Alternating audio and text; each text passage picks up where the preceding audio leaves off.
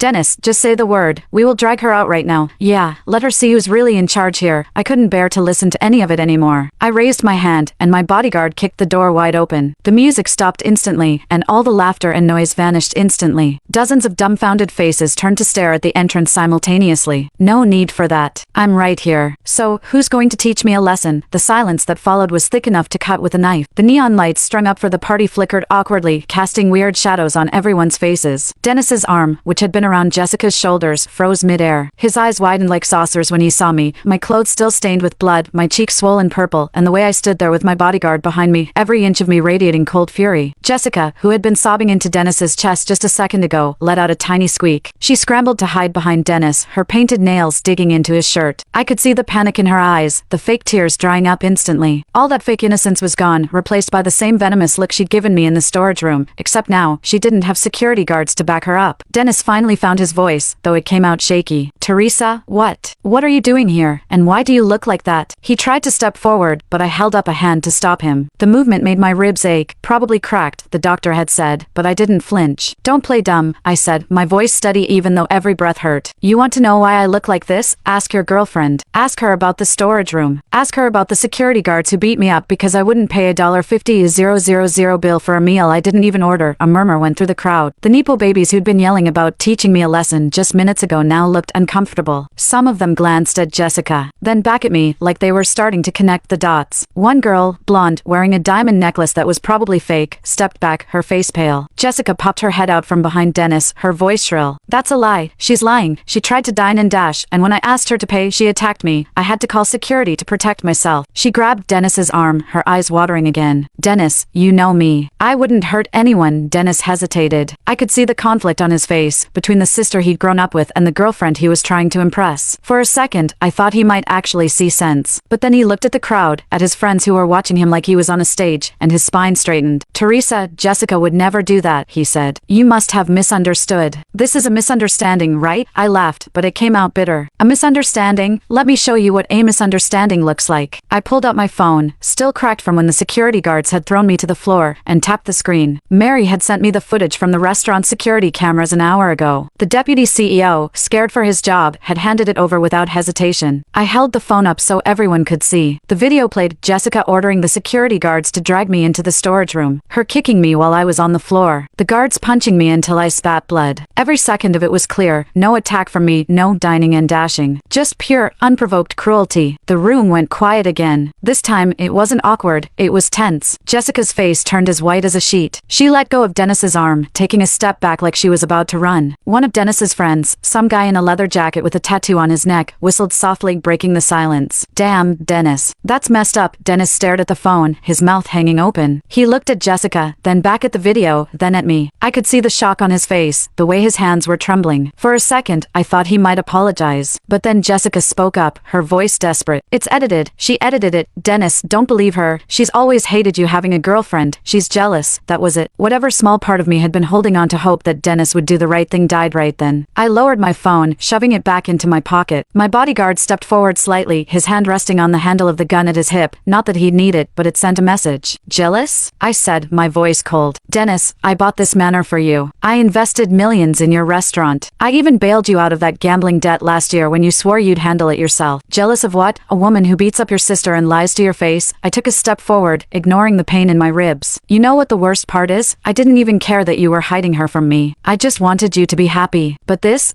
is beyond stupid. This is betrayal. Dennis's face turned red, from anger or shame, I couldn't tell. He opened his mouth to say something, but before he could, the front door opened again. Two police officers walked in, their badges glinting in the neon light. The one in the lead held up a notepad. Jessica Thompson, he said. Jessica froze. She looked at Dennis, then at the officers, then back at me. I didn't even have to say anything, she knew. I'd filed a report at the police station after the hospital. Assault, false imprisonment, extortion. The evidence was there, the security footage, the medical report, Mary's testimony. No, Jessica said, backing away. No, this is a mistake. Dennis, tell them it's a mistake. Dennis didn't move. He just stared at her, his face blank. The officers walked forward, their hands resting on their belts. Ms. Thompson, we have a warrant for your arrest, the lead officer said. You're being charged with assault, false imprisonment, and attempted extortion. Please come with us quietly. Jessica started to cry, real tears this time, not the fake ones she'd used to manipulate Dennis. She reached out to him, but he stepped back. The crowd watched, silent. No one said a word to defend her. No one yelled about teaching me a lesson anymore. The officers handcuffed Jessica, leading her toward the door. She looked back at Dennis, her voice broken. You said you'd protect me. You said you'd handle it. Dennis didn't answer. He just stared at the floor, his hands in his pockets. I watched her go, feeling nothing, no satisfaction, no anger, just an empty kind of tired. When the door closed behind her, the room stayed quiet. The neon lights flickered again, casting shadows on the messy floor, empty beer bottles, cigarette butts, a half-eaten pizza. Dennis's friends started to shuffle awkwardly, like they wanted to leave. One guy mumbled something about having an early morning and slipped out the door. Soon, most of them were gone, leaving just Dennis and me. He finally looked up at me, his eyes red. Teresa, I'm sorry.